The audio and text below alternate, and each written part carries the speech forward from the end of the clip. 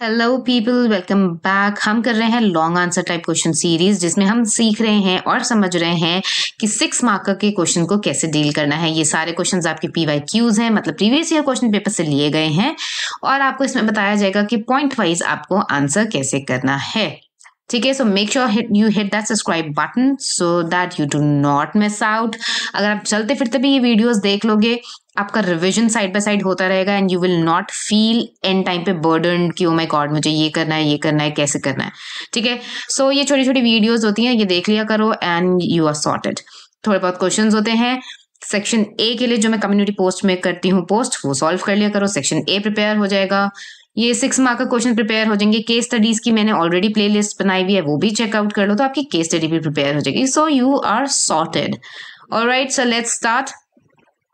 सो आज के क्वेश्चन देख लेते हैं हम। आज का हमारा क्वेश्चन है explain abnormality, trace a brief history of how our understanding of psychological disorders has evolved to its current status।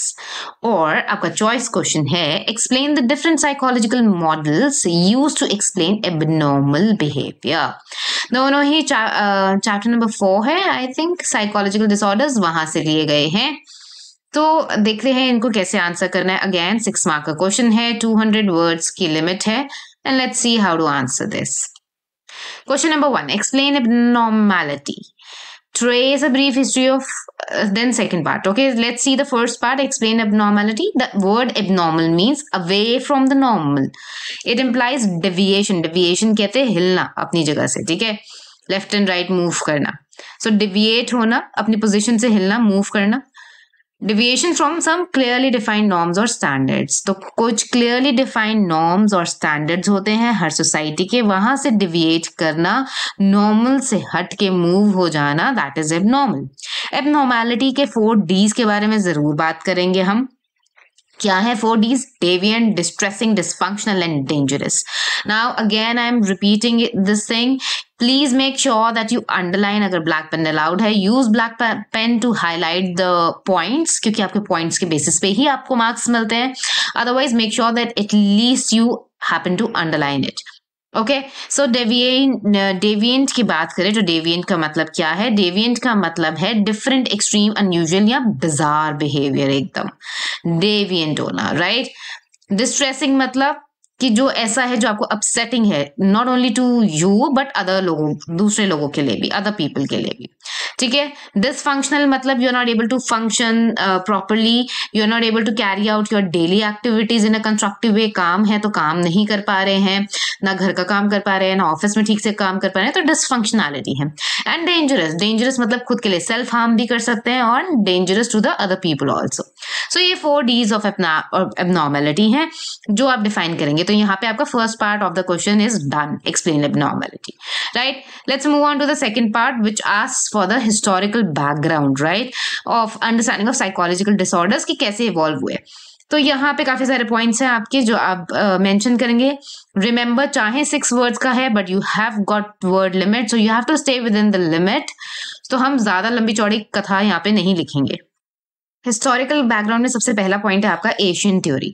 Asian theory में क्या है? अगेन मैंने यहाँ पे जो भी बुलेट पॉइंट्स दिए हैं आप भी ऐसे पॉइंट वाइज लिखेंगे और अंडरलाइन करेंगे चीजों को। एशियन थ्योरी की अगर बात करें तो एशियन थ्योरी में क्या होता था? एबनॉर्मल बिहेवियर को एक्सप्लेन किया जाता था थ्रू सुपरनैचुरल या मैजिकल फोर्सेस, जैसे कि इविल स्पिरिट्स, भूत प्रेत आ जाना, या डेविल, शैतान का होना, एग्जॉर्सिज्म का भी आपके बुक में एक पॉइंट है, राइट। देन बायोलॉजिकल, उसके बाद बायोलॉजिकल अप्रोच है, ऑर्गेनिक अप्रोच जिसको बोलते हैं, वो आई। सो उन्होंने बोला कि इंडिविजुअल्स इसीलिए स्ट्रेंजली बिहेव करते हैं क्योंकि उनके बॉडी और माइंड, जो ब्रेन है, वो ठीक से प्रॉपरली वर्क नहीं करता है, फंक्शन नहीं करता, तो बायोलॉजिकल एस्पेक्ट पे फोकस हुआ।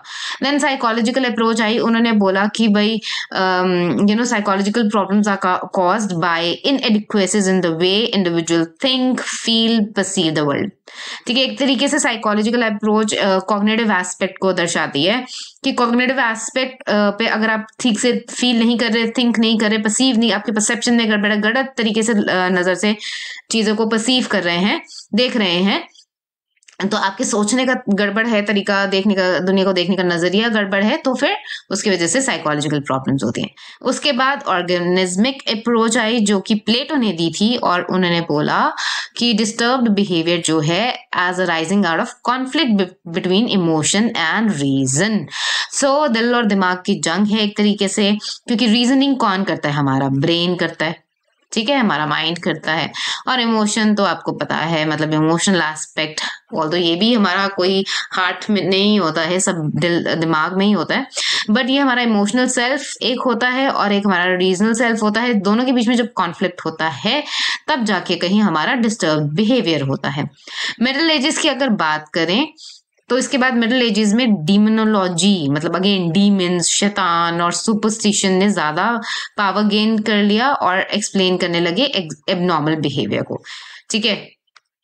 फिर उसके बाद आया रेनेसेंस पीरियड, वहां पे ह्यूमनिज्म और curiosity of the behaviour increase हो गई। 17th और 18th सेंचुरी, जिसको age of reason and enlightenment कहा जाता है, वहां पे साइंटिफिक मेथड्स ने रिप्लेस कर दिया ये जो फेथ और dogma ways of understanding abnormal behaviour.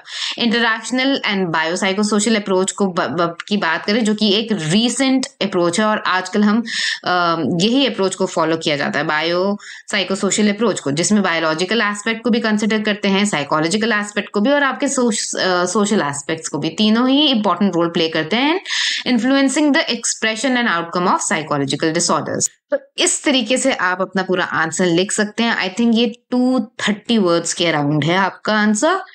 अगर आपको लगता है इसमें से और कहीं कट शॉर्ट आप कर सकते हैं तो आप देख लीजिएगा, आप कर लीजिएगा। You are most welcome to do it, right. So this is how you answer. चलें अपने सेकंड क्वेश्चन की तरफ। सेकंड क्वेश्चन हमारा क्या है? Explain the different psychological models used in explaining abnormal behaviour. So psychological models हमारे कौन से यूज हुए हैं इसमें?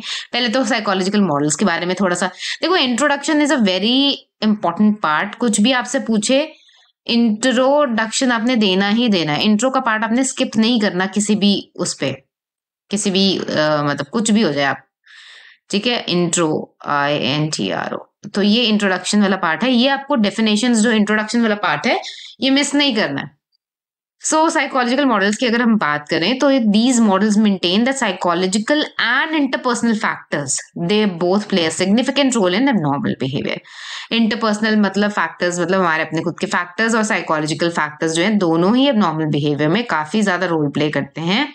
These factors include maternal deprivation, faulty parent-child relationship, maladaptive family structures हो सकते हैं कुछ, या severe stress भी हो सकता है। मॉडल्स कौन कौन से? तो ये आपका इंट्रोडक्शन पार्ट हो गया साइकोलॉजिकल मॉडल्स का, ठीक है। अब वो बोल रहे हैं explain the different psychological model, तो वो डिफरेंट मॉडल्स कौन से? पहला है साइकोडायनामिक मॉडल। तो साइकोडायनामिक मॉडल क्या कहता है? ये बिलीव करते हैं कि जो बिहेवियर है, वेदर नॉर्मल और एबनॉर्मल, डिटरमाइन करते हैं बाय हमारे psychological forces with in a person, जिसके लिए हम अवेयर नहीं होते, ठीक है। इसमें इड, ईगो, सुपर ईगो की बात कही है फ्रॉइड ने, ठीक है। इड, ईगो, सुपर ईगो की बात है। सो वो हो गया। देन सेकेंड मॉडल है आपका बिहेवियरल मॉडल। बिहेवियरल मॉडल में क्या है? साइकोलॉजिकल जो डिसऑर्डर्स हैं, बिहेवियरल एस्पेक्ट पे माल अडेप्टिव, हम बिहेवियर गलत तरीके सीख लेते हैं, माल अडेप्टिव बिहेवियर लर्न करते हैं, ways of dealing with stress और व्हाटएवर, तो इसलिए हो जाते हैं। फॉर एग्जाम्पल क्लासिकल कंडीशनिंग आ जाएगा इसमें, ओपेरेंट कंडीशनिंग को आप थोड़ा सा बताएंगे, सोशल लर्निंग को बताएंगे, जिसमें हम मॉडलिंग के थ्रू इमिटेटिंग अदर्स बिहेवियर सीखते हैं। तो बिहेवियरल मॉडल कहता है कि दूसरों के बिहेवियर हम जैसे सीखते हैं क्लासिकल कंडीशनिंग, ओपेरेंट और सोशल कंडीशनिंग के थ्रू, वैसे ही हम मैल अडेप्टिव वेज ऑफ लर्निंग कर लेते हैं। देन थर्ड बिहेवियर आप इसमें मॉडल डिफाइन करेंगे कॉग्निटिव मॉडल। कॉग्निटिव मॉडल क्या बोलता है? अगेन की जो एबनॉर्मल फंक्शनिंग है वो हमारे कॉग्निटिव प्रॉब्लम से अराइज होती है, उसका रिजल्ट है, राइट। लोग इलॉजिकल वेज में सोचते हैं, ओवर जनरलाइजेशंस कर लेते हैं, ब्रॉड कंक्लूजन्स ड्रॉ कर लेते हैं जो कि ज्यादातर नेगेटिव होते हैं, जिसकी वजह से एक सिंगल इवेंट पे, वो भी ठीक है, पूरी स्टोरी नहीं पता, एक सिंगल इवेंट को देख के ब्रॉड नेगेटिव कंक्लूजन ड्रॉ कर लेते हैं, जिसकी वजह से एबनॉर्मल फंक्शनिंग होती है। सो ये हमारा कॉग्निटिव मॉडल है। And last are is humanistic existential model. तो ह्यूमनिस्टिक क्या बोलते हैं, दे कि हर human being is born with a tendency to be friendly, cooperative, constructive, है ना। सेल्फ एक्चुअलाइजेशन की बात करते हैं, अपनी फुलफिलमेंट की बात करते हैं, फुल पोटेंशियल पे काम करने की, गुडनेस एंड ग्रोथ पे। और एग्जिस्टेंशियलिस्ट जो हैं वो बिलीव करते हैं that from the very birth you know we have total freedom to give meaning to our existence, ठीक है, और टू अवॉइड रिस्पॉन्सिबिलिटी। दोनों ही हमारे हाथ में होता है।